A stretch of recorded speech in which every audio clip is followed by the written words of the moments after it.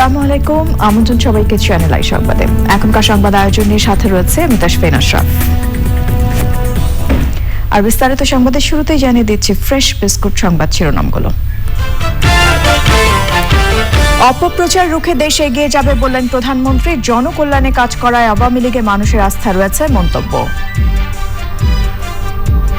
Speaker, দেশে বিদেশে নানাভাবে নানা অপপ্রচার চালানোর প্রচেষ্টা, শত্রুর মুখে ছাই দিয়ে বাংলাদেশ এগিয়ে যাবে। আল জাজিরায় প্রচারিত প্রতিবেদনকে মিথ্যা ও মানহানিকর বলছে পররাষ্ট্র মন্ত্রণালয়। বিভ্রান্তিকর তথ্য উপস্থাপনের অভিযোগ। স্কুল খোলার পর স্বাস্থ্য সুরক্ষা নিশ্চিত করতে না পারলে প্রতিষ্ঠানের বিরুদ্ধে ব্যবস্থা। শিক্ষা কার্যক্রম শুরু করতে প্রস্তুত কর্তৃপক্ষ।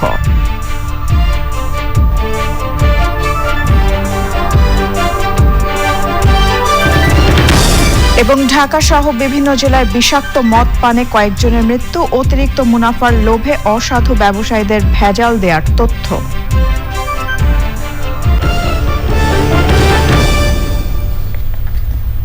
এছাড়াও সোশ্যাল ইসলামী ব্যাংক লিমিটেড বিশেষ সংবাদে থাকছে।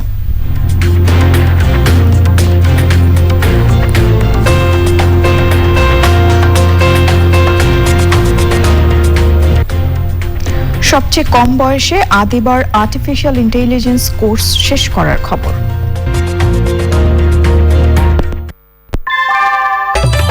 ঘরের চালের স্থায়ী সমাধান আনোয়ার সিমেন্ট শীট, সব সিজনেই ফিট। সংবাদ শিরোনামগুলো জানাচ্ছিলাম, এবারে জানাবো বিস্তারিত। জাতীয় সংসদে প্রধানমন্ত্রী শেখ হাসিনা বলেছেন, সততার সঙ্গে কাজ করে দেশকে এগিয়ে নিয়ে যাওয়ায় দেশে বিদেশে অপপ্রচার চলছে, কিন্তু শত্রুর মুখে ছাই দিয়ে বাংলাদেশ এগিয়ে যাবে। জাতীয় সংসদের রাষ্ট্রপতির ভাষণের উপর ধন্যবাদ প্রস্তাবের উপর আলোচনা এবং 11তম অধিবেশনের সমাপনী বক্তৃতায় সংসদ নেতা বলেন, মানুষের এখন শুধু আওয়ামী লীগের উপরেই আস্থা আছে। ওবায়দুল রশিদের রিপোর্ট। জাতীয় সংসদে 11তম অধিবেশনের শেষ দিনে প্রশ্নোত্তর পর্ব টেবিলে উপস্থাপিত হয়। অধিবেশনের সমাপনী দিনে করোনা ভাইরাসের কারণে অনুপস্থিত ছিলেন বিরোধী দলের নেতা রওশন এরশাদ। পরে একই সাথে রাষ্ট্রপতির ভাষণের ওপর আনা ধন্যবাদ প্রস্তাবের ওপর আলোচনা এবং অধিবেশন সমাপনী বক্তৃতা করেন সংসদ নেতা প্রধানমন্ত্রী শেখ হাসিনা। বলেন, গুজব, মিথ্যাচার বিএনপির জন্মগত চরিত্র। তারা তাদের কথা বলবে আর দেশের উন্নয়নে কাজ করবে আওয়ামী লীগ সরকার। বিএনপি যখন ক্ষমতা ছিল 2001 থেকে 2006 পর্যন্ত 5 বার সারা বিশ্বে তারা দুর্নীতিতে 1 নম্বর চ্যাম্পিয়ন। দুর্নীতির দায়ে, এতিমের অর্থ আত্মসাতের দায়ে যারা কারাবরণ করতে হয়, 10 টাক অস্ত্র চোরা কারবার করতে যেয়ে, অস্ত্র পাচার করতে যেয়ে সেই মামলা, গ্রেনেড হামলার মতো প্রকাশ্য দিবালোকে বিরোধী দলকে হত্যার বা আমাকে হত্যার যে প্রচেষ্টা, সেই মামলায় যারা সাজাপ্রাপ্ত, এরা যখন কোনো দলের নেতৃত্বে থাকে, সেই দল জনগণের কাজ করবে কিভাবে আপনি বলেন মাননীয় স্পিকার? তো বিএনপির তো আজকে সেই দশা, তাদের নেতৃত্বের অভাব। তারা এখানে যতই বক্তৃতা দিক আর যত কথাই বলুক, যারা এই ধরনের সাজাপ্রাপ্ত পলাতক আসামি যখন একটা দলের নেতা, তাদের উপর মানুষের আস্থা থাকে না, বিশ্বাস থাকে না। আর সেই বিশ্বাস আস্থাটা নাই, আস্তে আস্তে সে জায়গাটা সরে গেছে। মানুষ এখন আওয়ামী লীগের কাছ থেকে যেহেতু সেবা পেয়েছে, দেশের উন্নয়ন হচ্ছে, দেশের মানুষের কল্যাণ হচ্ছে, স্বাভাবিকভাবে মানুষের আস্থা বিশ্বাস আওয়ামী লীগ অর্জন করছে। প্রধানমন্ত্রী শেখ হাসিনা বলেন, করোনা ভাইরাস মোকাবেলায় পুরো বিশ্ব বাংলাদেশের প্রশংসা করলেও দেশের ভেতরে অনেকে সমালোচনা করেছে। উন্নয়নের ইচ্ছে থাকলে যে করা সম্ভব তা আওয়ামী লীগ সরকার প্রমাণ করেছে বলেন সংসদ নেতা। করোনা এখন অনেকটা নিয়ন্ত্রণে, আর একটু নিয়ন্ত্রণে আসলেই আমরা স্কুল কলেজ সব খুলে দেব। 1000 কোটি টাকা আলাদা রেখে আমরা ভ্যাকসিনের জন্য আগাম টাকা দিয়েছি। যখনই WHO স্বীকৃতি দিয়েছে, সাথে সাথে আমরা কিনেছি এবং ভ্যাকসিন এসে গেছে। আমি জানি এটা নিয়ে অনেক কথা, অনেক সমালোচনা, অনেক ব্যঙ্গ শুনেছি। উত্তরটা ভ্যাকসিন আসার পরে বোধহয় ভ্যাকসিন নিজেই উত্তরটা দিয়ে দিয়েছে।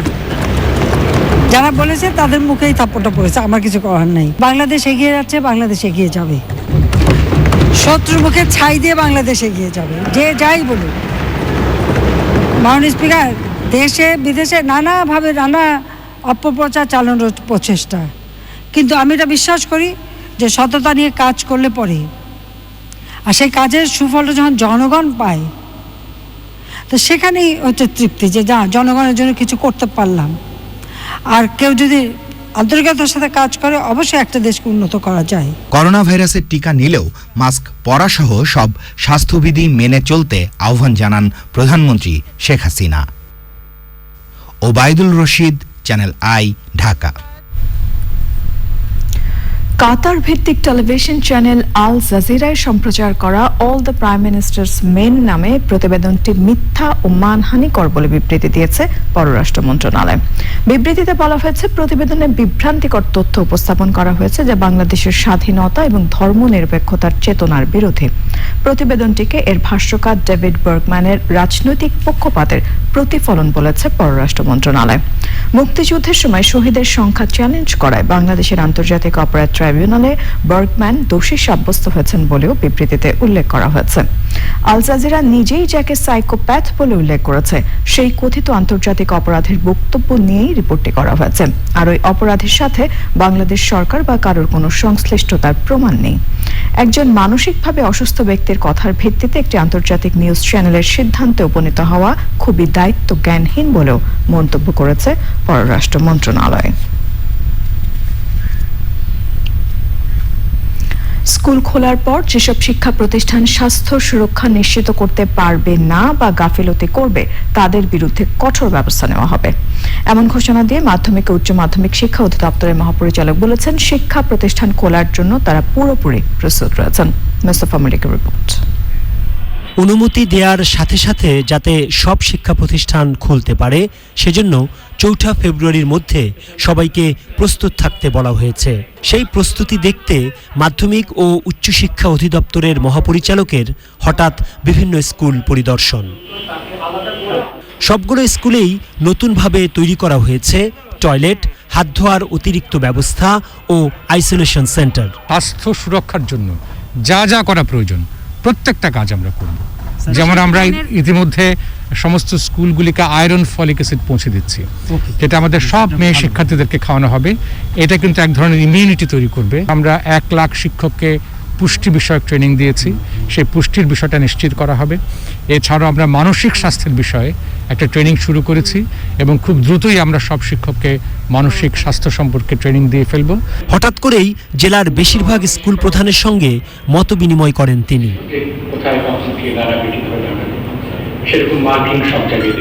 মহাপরিচালক বলছেন, সরকারি নির্দেশ পাওয়ার সাথে সাথেই শিক্ষা প্রতিষ্ঠান খুলে দেয়া হবে। যে আমরা প্রত্যেকটা জায়গায় প্রত্যেকটা লেয়ারে আমরা একটা করে কমিটি করতে বলেছি এবং সেই কমিটিটা এই বিষয়টা টেক কেয়ার করবে। যদি কোথাও কোনো সমস্যা হয়, আমাদের কর্মকর্তারাও দেখছেন যে স্কুলে যে সমস্যা হবে সেই সমস্যাগুলোকে আমরা অ্যাড্রেস করার চেষ্টা করব। প্রতিটি শিক্ষা প্রতিষ্ঠানে পুষ্টিকর খাদ্যের তালিকা এবং ওজন ও দৈর্ঘ্য মাপার যন্ত্র রাখার নির্দেশ দেওয়া হয়েছে। প্রতিষ্ঠান খোলার পর আপাতত এসএসসি পরীক্ষার্থীদের সব ক্লাস এবং অন্যান্য শ্রেণীতে সপ্তাহে 1 দিন করে ক্লাস হবে। ঢাকার একদম কাছের একটি জেলার একটি বিদ্যালয়ের আইসোলেশন কেন্দ্র, এখানে কি নেই? তাপমাত্রা মাপার যন্ত্র, pressure machine, first aid box, এমনকি শিক্ষার্থীরা যদি অসুস্থ হয়ে যায় তাদের জন্য বিছানারও ব্যবস্থা করা হয়েছে। বিদ্যালয়ের ফান্ড থেকে হ্যান্ড স্যানিটাইজার, মাস্ক, এমনকি টিস্যু পর্যন্ত ব্যবস্থা করা হয়েছে।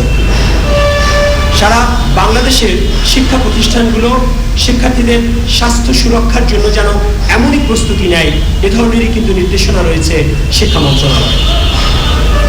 ঢাকার কাছের নারায়ণগঞ্জের রূপগঞ্জের হাজী নুরুদ্দিন আহমেদ উচ্চ বিদ্যালয় থেকে মোস্তফা মল্লিক, চ্যানেল। ঢাকা সহ দেশের বিভিন্ন জেলায় বিষাক্ত মদ পান করে বেশ কয়েকজন মৃত্যুবরণ করেছেন। মাদকদ্রব্য নিয়ন্ত্রণ অধিদপ্তরের কর্মকর্তাদের ধারণা, মিথাইল অ্যালকোহল মিশ্রিত মদ পান করে তাদের মৃত্যু হচ্ছে। অসাধু ব্যবসায়ীরা অতিরিক্ত মুনাফা লাভের আশায় এ ধরনের ঘটনার সঙ্গে জড়িত বলেও মন্তব্য করেছেন তারা। শাকির আদনানের রিপোর্ট। সম্প্রতি ঢাকা, বগুড়া সহ দেশের বিভিন্ন স্থানে বিষাক্ত মদ পান করে মৃত্যুবরণ করেছেন শিক্ষার্থী, ব্যবসায়ী সহ বিভিন্ন পেশার মানুষ। অবৈধ মদের কারখানায় অভিযান পরিচালনা করে অসাধু ব্যবসায়ীদের গ্রেপ্তার করছেন গোয়েন্দা কর্মকর্তারা। তাদের বিরুদ্ধে দেশের বিভিন্ন থানায় মামলাও করা হচ্ছে। মাদকদ্রব্য নিয়ন্ত্রণ অধিদপ্তরের কর্মকর্তাদের ধারণা ওইসব ভেজাল মদে ইথাইল অ্যালকোহলের পরিবর্তে এক শ্রেণীর অসাধু ব্যবসায়ী কম টাকায় মিথাইল অ্যালকোহল ব্যবহার করায় এমন মৃত্যুর ঘটনা ঘটছে। মিথাইল অ্যালকোহল চামড়া প্রক্রিয়াজাতকরণের কাজে ব্যবহার করা হয়। হাউস হোল্ড স্টেজে অনেকে ঘরের ভিতরে মিথাইল অ্যালকোহলের দাম যেহেতু কম, এই দিয়ে সে দেশি মদ বিদেশি মদ বানাচ্ছে, বিভিন্ন কালার ফেলে করে অ্যাডাল্টেন্ট, মানে বিভিন্ন ভেজাল মিশায়। আর মিথানল একটা বিষ, টক্সিন, এটা খেলে মানুষ মারা যাবে। তালিকাভুক্ত কেউ ভেজাল মদ তৈরির সঙ্গে জড়িত থাকলে তার লাইসেন্স বাতিল করা হবে বলে হুঁশিয়ার করেছে মাদকদ্রব্য নিয়ন্ত্রণ অধিদপ্তর। আমাদের যারা কর্মকর্তা আছে সংশ্লিষ্ট সেখানে প্রত্যেকে, স্পেশালি আমরা এখন প্রত্যেকে এটা দায়িত্ব দিয়ে দিয়েছি যে এই বিষয়গুলো তদন্ত করার জন্য এবং নজরদারি বাড়ানোর জন্য। যাদের আমরা লাইসেন্স দিয়েছি মনে করেন, এটা আমি এখনো জানি না, সেখান থেকে যদি অন্যভাবে বিক্রি হয় তার লাইসেন্স আমরা ক্যান্সেল করে দেবো। যে কোনো জায়গা থেকে মদ না কেনার পরামর্শ দিয়েছেন কর্মকর্তারা। শাকের আদ্দান, চ্যানেল আই, ঢাকা। কালো টাকা সাদা করার বিদ্যমান সুযোগকে অনৈতিক ও উন্নয়ন বিরোধী বলে মন্তব্য করেছেন অর্থনীতিবিদরা। নাগরিক প্ল্যাটফর্মের ভার্চুয়াল সংলাপে বক্তারা বলেছেন, এই সুযোগ বজায় থাকলে অর্থনীতি কালো টাকামুখী হওয়ার আশঙ্কা রয়েছে। পরাকাসিমের রিপোর্ট। বর্তমানে 10% কর দিয়ে অপ্রদর্শিত অর্থ বা কালো টাকা সাদা করার সুযোগ রয়েছে। কালো টাকা সাদা হচ্ছে অর্থনীতির লাভ না ক্ষতি, এ বিষয়ে নাগরিক প্ল্যাটফর্মের ভার্চুয়াল সংলাপে অংশ নেন অর্থনীতিবিদ ও সুশীল সমাজের প্রতিনিধিরা।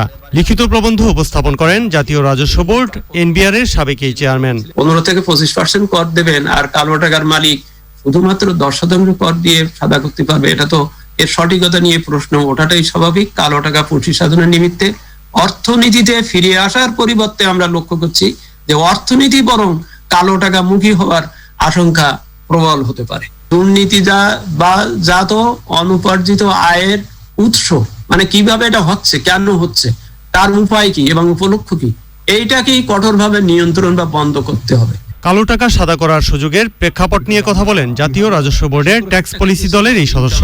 আমরা ভেবেছি আজকে যারা মানে এই যারা নেটের মধ্যে ঢোকার সাহস পাচ্ছেন না, সাইডলাইনে বসে আছেন, যারা ঢুকতে চাচ্ছেন তারা ঢুকতে পারছেন না, তাদেরকে অ্যামনেস্টি দেওয়া দরকার।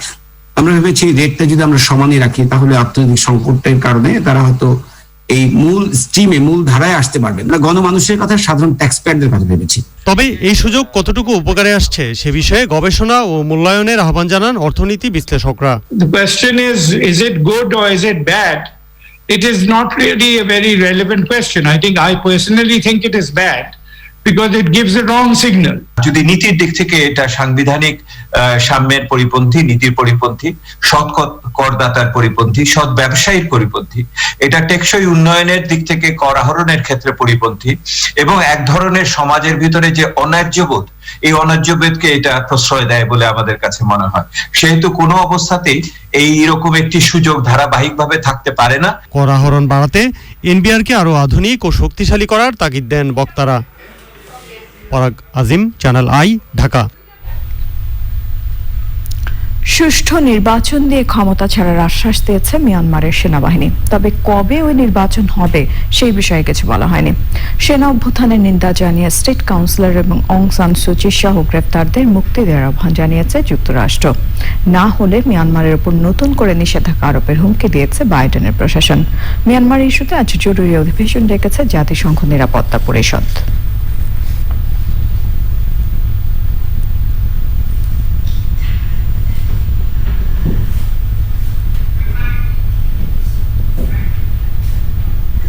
এবারে ভাষার মাস ফেব্রুয়ারি।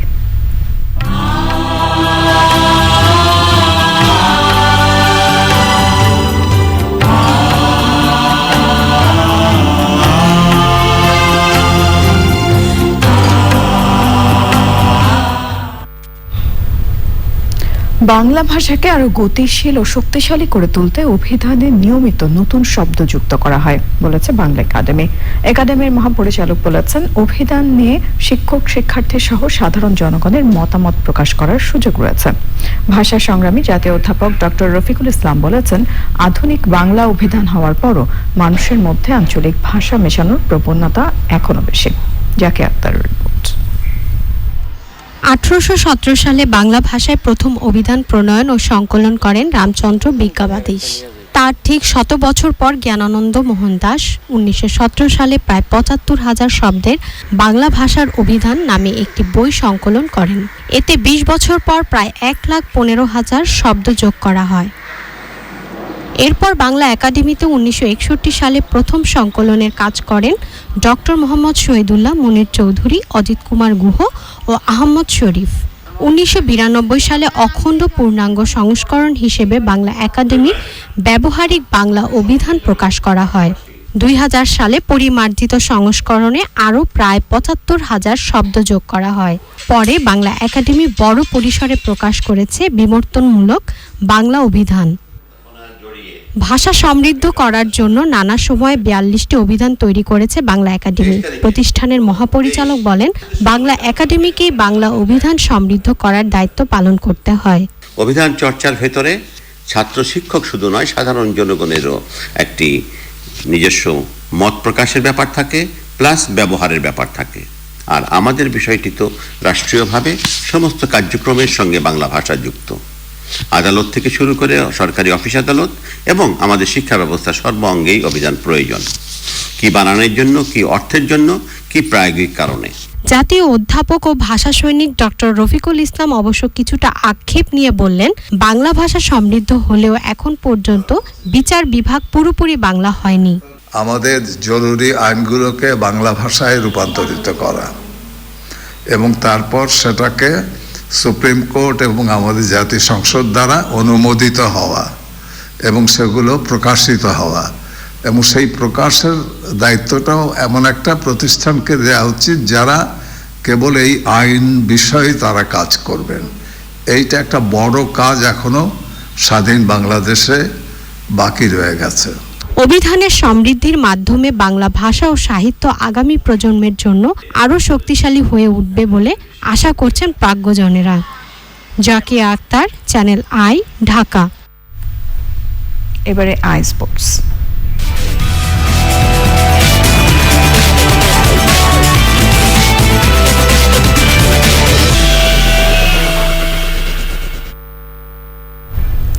খেলাধুলার সব আপডেট নিয়ে আই স্পোর্টসে আছেন মিশু চৌধুরী, যাচ্ছি তার কাছে। মিশু। তাসমিন, ধন্যবাদ আপনাকে। সম্মানিত দর্শক, সবাইকে শুভেচ্ছা সহ আমন্ত্রণ জানাচ্ছি আজকের আই স্পোর্টসে। আমি মিশু চৌধুরী আপনাদের সাথেই আছি। বুধবার চট্টগ্রামে শুরু হচ্ছে Bangladesh West Indies test series. শুরুতেই জানাবো দুই দলের প্রস্তুতির খবর। প্রায় 1 বছর পরে টেস্ট ক্রিকেটে ফিরছে বাংলাদেশ। প্রথম টেস্টে বুধবার চট্টগ্রামে মাঠে নামছে বাংলাদেশ ওয়েস্ট ইন্ডিজ। পেস নাকি স্পিনে প্রাধান্য দিয়ে টাইগার একাদশ সাজানো হবে, সেই সিদ্ধান্ত নেওয়া হবে ম্যাচের দিন সকালে উইকেট দেখে। ঘরের মাঠে খেলা হওয়ায় বাংলাদেশি ফেভারিট বলছেন ক্যাপ্টেন মমিনুল হক। সাদি মাহমুদের রিপোর্ট। চট্টগ্রামে খেলা নিজেদের সবশেষ টেস্ট ম্যাচটি হয়তো ভুলে যেতে চাইবে বাংলাদেশ। এই ম্যাচেই যে নবীন আফগানিস্তানের কাছে হেরেছিল টিম টাইগার্স। ওয়ার্ল্ড টেস্ট চ্যাম্পিয়নশিপের শুরুটাও ভালো হয়নি বাংলাদেশের জন্য। 3 ম্যাচে পয়েন্ট টেবিলে যোগ করতে পারেনি একটি পয়েন্টও।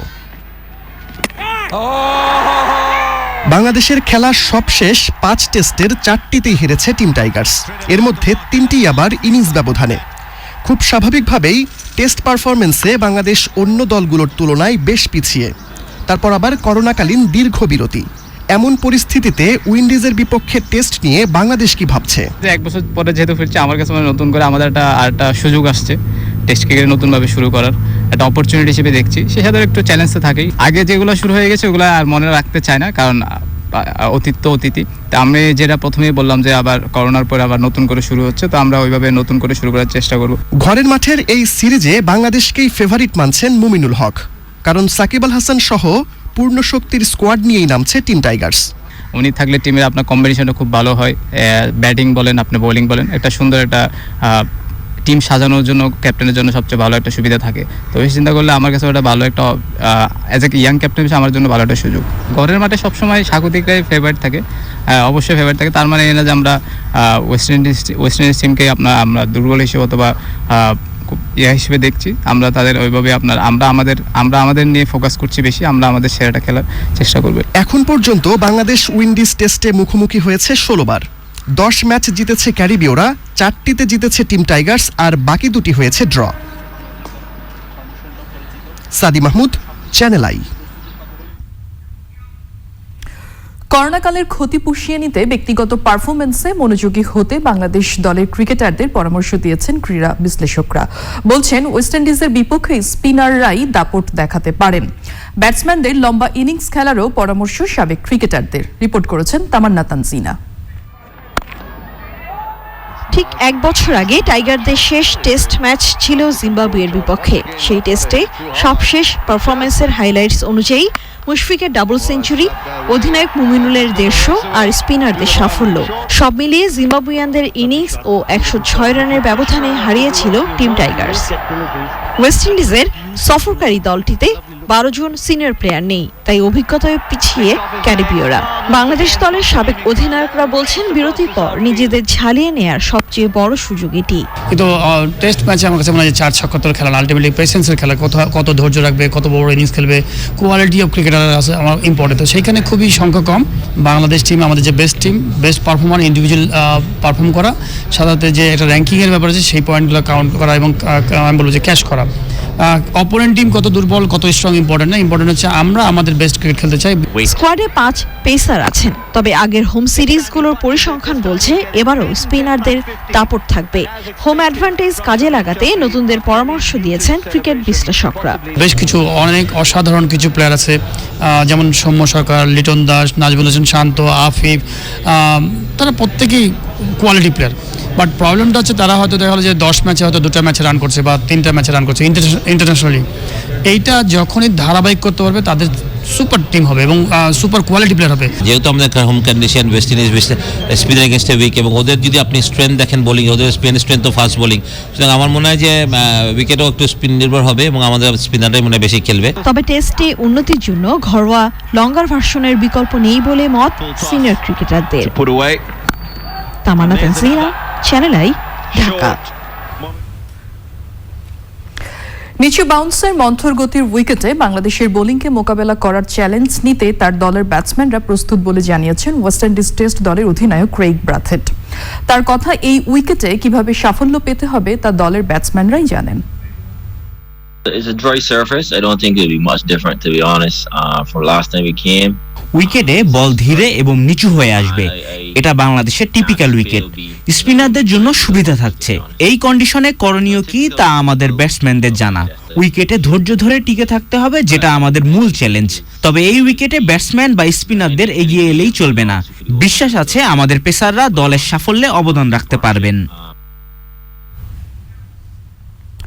সাউথ আফ্রিকায় করোনা সংক্রমণ বেড়ে যাওয়ায় অস্ট্রেলিয়া ক্রিকেট দল ফেব্রুয়ারি-মার্চে তাদের সাউথ আফ্রিকা সফর অনির্দিষ্টকালের জন্য স্থগিত রেখেছে। সফরের 3টি টেস্ট স্থগিত হয়ে যাওয়ায় কপাল খুলেছে নিউজিল্যান্ডের। প্রথম দল হিসেবে জুনে লন্ডনে অনুষ্ঠেয় আইসিসি বিশ্ব টেস্ট চ্যাম্পিয়নশিপের ফাইনাল নিশ্চিত হয়েছে ব্ল্যাক ক্যাপসদের। বিশ্ব টেস্ট চ্যাম্পিয়নশিপের পয়েন্ট টেবিলে নিউজিল্যান্ড অবশ্য দ্বিতীয় স্থানে রয়েছে।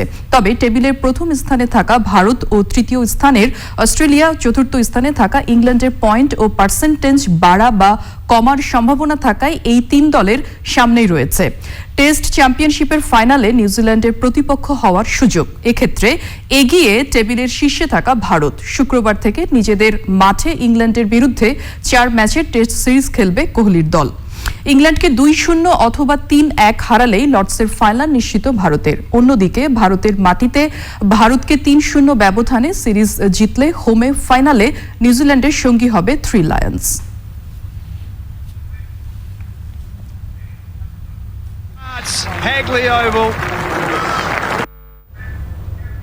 এই ছিল আজকের আই স্পোর্টসে। আপনাদের সবাইকে ফিরিয়ে নিয়ে যাচ্ছি মূল সংবাদে তাসফিনের কাছে। মিশু, অসংখ্য ধন্যবাদ আপনাকে। এ পর্যায়ে জানাবো ইস্পাহানি কোভিড-19 ভ্যাকসিন অগ্রগতি।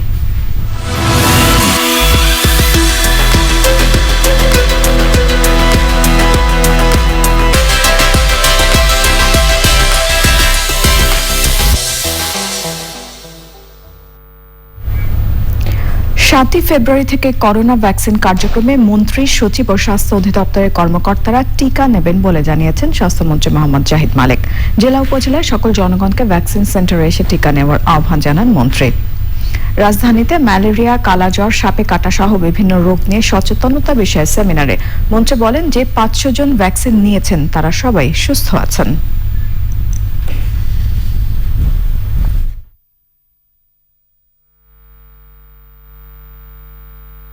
এই ভ্যাকসিনটি খুব নিরাপদ।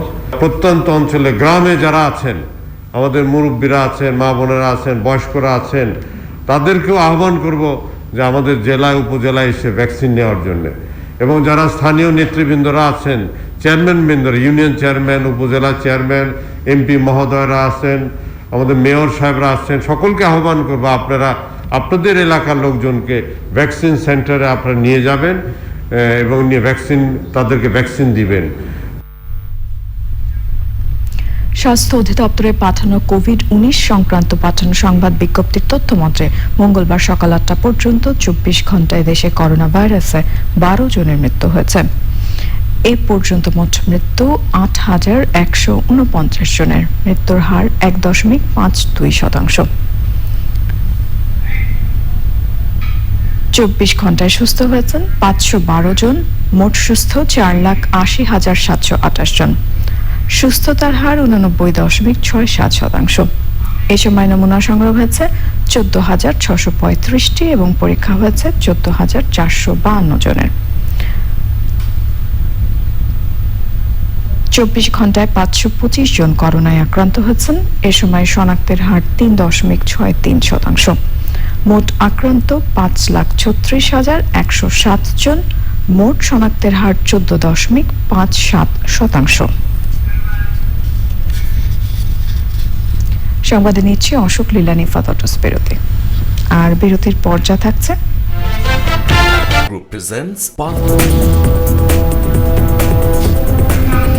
বিরতির পর আমন্ত্রণ সবাইকে। এবারে নিটল টাটা আন্তর্জাতিক সংবাদ।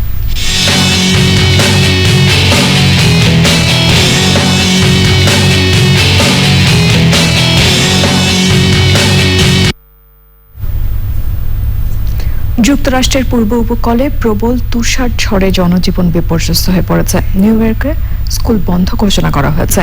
বাতিল করা হয়েছে বেশ কয়েকটি ফ্লাইট। বন্ধ রয়েছে করোনার টিকাদান কেন্দ্র। নিউ ইয়র্ক সিটি এবং নিউ জার্সিতে জরুরি অবস্থা জারি করা হয়েছে। জরুরি প্রয়োজন ছাড়া বাসিন্দাদের ঘর থেকে বের না হওয়ার নির্দেশ দিয়েছেন নিউ ইয়র্কের মেয়র।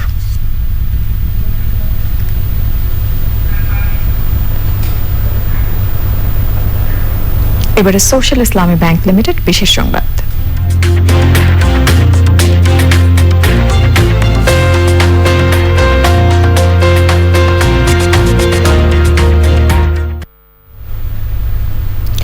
সম্পূর্ণ নিজের ইচ্ছে আদিবা আবরার চৌধুরী সবচেয়ে কম বয়সে ফিনল্যান্ড থেকে আর্টিফিশিয়াল ইন্টেলিজেন্স এআই কোর্স শেষ করার রেকর্ড করেছেন।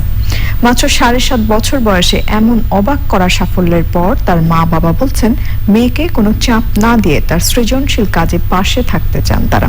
জাকি আক্তারের রিপোর্ট। আদিবা মাত্র 7.5 বছর। এতটুকু বয়সে ফিনল্যান্ডের ইউনিভার্সিটি অফ হেলসিঙ্কি থেকে আর্টিফিশিয়াল ইন্টেলিজেন্স সার্টিফিকেট কোর্স করে সবচেয়ে কম বয়সে এমন সাফল্যের খেতাব জিতেছে। ছোটবেলা থেকে ছবি আঁকতে পছন্দ করা আদিবা মাত্র 5 বছর বয়সে প্রধানমন্ত্রী শেখ হাসিনার হাত থেকে পুরস্কার অর্জন করে। পড়াশোনার পাশাপাশি বৃষ্টির মতো বাংলা গান সে শিখে ফেলেছে। খেলাধুলা আর পড়াশোনার সঙ্গে এই বয়সে এত কিছু করতে পেরে দারুণ খুশি মা বাবার একমাত্র মেয়ে আদিবা।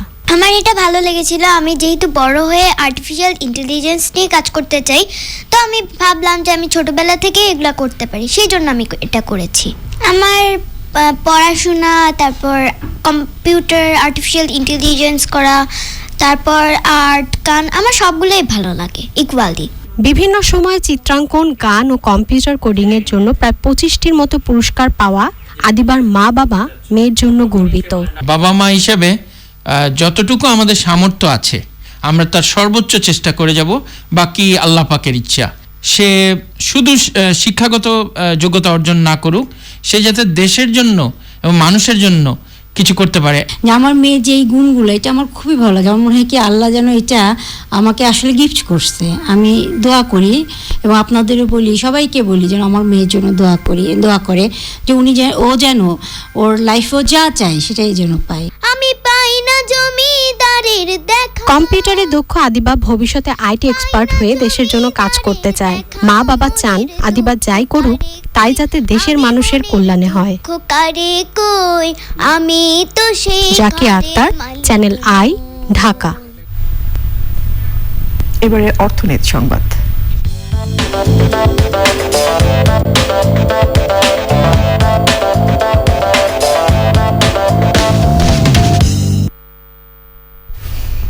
ঢাকা স্টক এক্সচেঞ্জে লেনদেনে নিম্নমুখী প্রবণতা দেখা গেছে। আগের কার্যদিবসের চেয়ে ডিএসইএক্স সূচক 35 পয়েন্ট কমে 5564 পয়েন্টে দাঁড়িয়েছে। কমেছে অধিকাংশ কোম্পানির শেয়ারের দাম। হাত বদল হয়েছে 355টি কোম্পানির 702 কোটি 93 লাখ টাকার শেয়ার ও মিউচুয়াল ফান্ড, যা আগের কার্যদিবসের চেয়ে 15 কোটি 29 লাখ টাকা কম। এর মধ্যে দাম বেড়েছে 90টির, কমেছে 147টির এবং অপরিবর্তিত 118টি কোম্পানির শেয়ারের দাম। এবারে চট্টগ্রাম সংবাদ।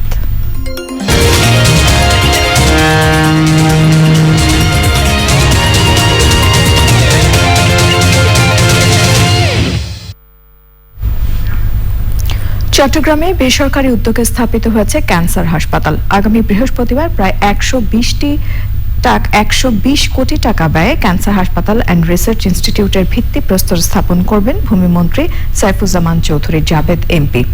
এই উপলক্ষে সংবাদ সম্মেলন করেছেন হাসপাতাল বাস্তবায়ন কমিটি। সংবাদ সম্মেলনে বক্তব্য রাখেন কমিটির চেয়ারম্যান দৈনিক আজাদের সম্পাদক এম এ মালেক, সদস্য সচিব মোহাম্মদ রেজাউল করিম আজাদ, চট্টগ্রাম মা ও শিশু হাসপাতালের ভারপ্রাপ্ত প্রেসিডেন্ট সৈয়দ মোর্শেদ হোসেন সহ অন্যরা।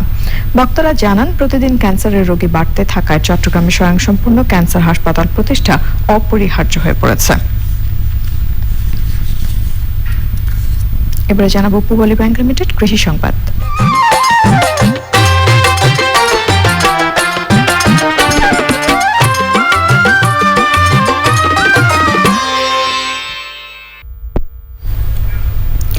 গাইবান্ধায় পতিত জমিতে সরিষা চাষ করে ভালো ফলন পেয়েছেন কৃষক। মৌ চাষিরা সরিষা খেতে মৌ বাক্স বসিয়ে লাভবান হয়েছেন।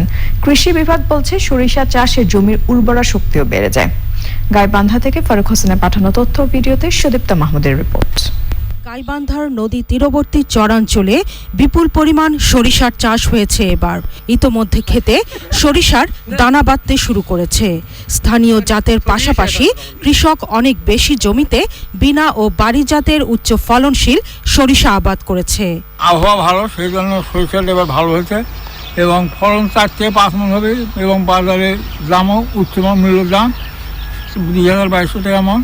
তাতে আমরা বেশি লাভ, বিঘা প্রতি 4 মণ শস্য হয়তো 8,000 টাকা, আমাদের কমপক্ষে 8,000 টাকা পাচ্ছি। সরিষা খেতে চলছে মৌ চাষ।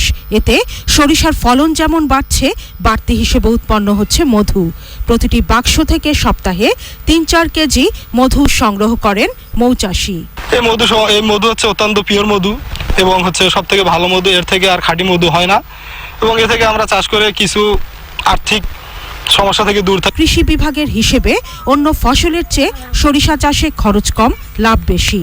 সরিষার পাতা ও কাণ্ড জমির সাথে মিশে গিয়ে জমির উর্বরা শক্তি বাড়িয়ে দেয়। সরকারের লক্ষ্য যে সয়াবিন তেলটাকে আমদানি না করে দেশীয় যে সরিষা আছে সেটার উপরই জোর দেওয়া, টার্গেটের চেয়ে বেশি আমরা অর্জিত হয়েছে এবারে সরিষা এবং আমরা আশা করছি যে ফলন ভালো হবে। বিশেষ করে 14-15 এই জাতগুলো এবারে বেশি হয়েছে, কৃষকরা লাভবান হবেন। এবার গাইবান্ধায় 10,600 হেক্টর জমিতে সরিষা চাষ হয়েছে। Sudipta Mahmud, channel I. এখন দেখবেন প্রকৃতি সংবাদ।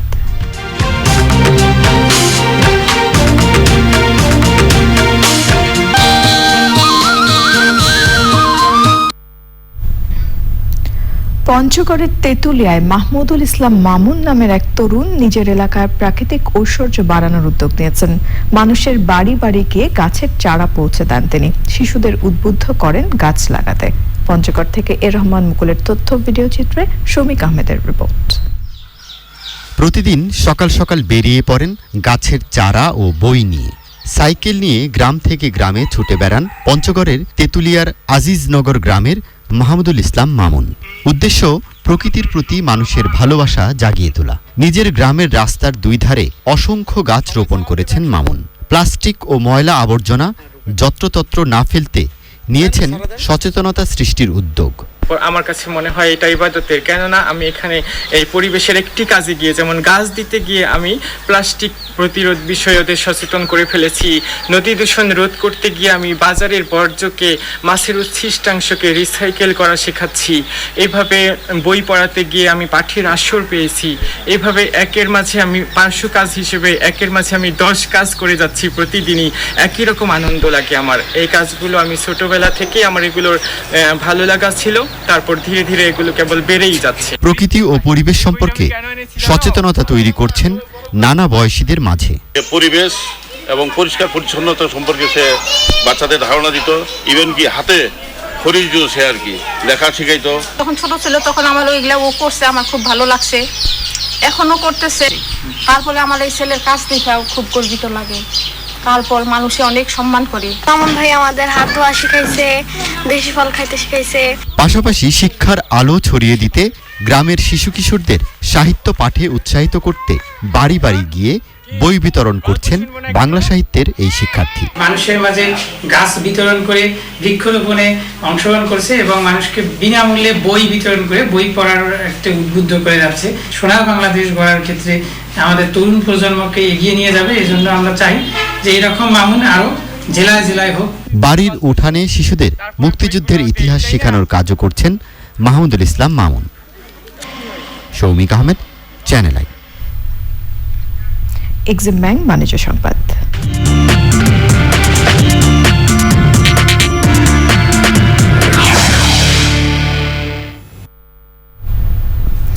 ই-কমার্স মার্কেটপ্লেস খাজানা.com.bdর সাথে চুক্তিবদ্ধ হলো ওয়ালটন। চুক্তি স্বাক্ষর অনুষ্ঠানে উপস্থিত ছিলেন ওয়ালটনের এক্সিকিউটিভ ডিরেক্টর এবং head of corporate sales Mohammad Sirajul Islam, senior deputy director Abdur Rouf, first senior deputy director Bappi Debnath, deputy director Shafiullah, খাজানা.com.bdর chief executive officer Yakub Alam Ovi, পরিচালক মোহাম্মদ ইব্রাহিম খলিল ও মোহাম্মদ হোসেন বাবু। এই চুক্তির ফলে খাজানা.com.bdর মাধ্যমে ওয়ালটনের সকল পণ্য গ্রাহকগণ দেশের বিভিন্ন প্রান্তে ক্যাশ অন ডেলিভারিতে পাবেন। সংবাদের পর্যায়ে আবারও নিচ্ছে অশোক লেলানি ফাদটস বিরতির পর যা থাকছে। নরসিংদীর নারায়ণপুর বটিবন্ধ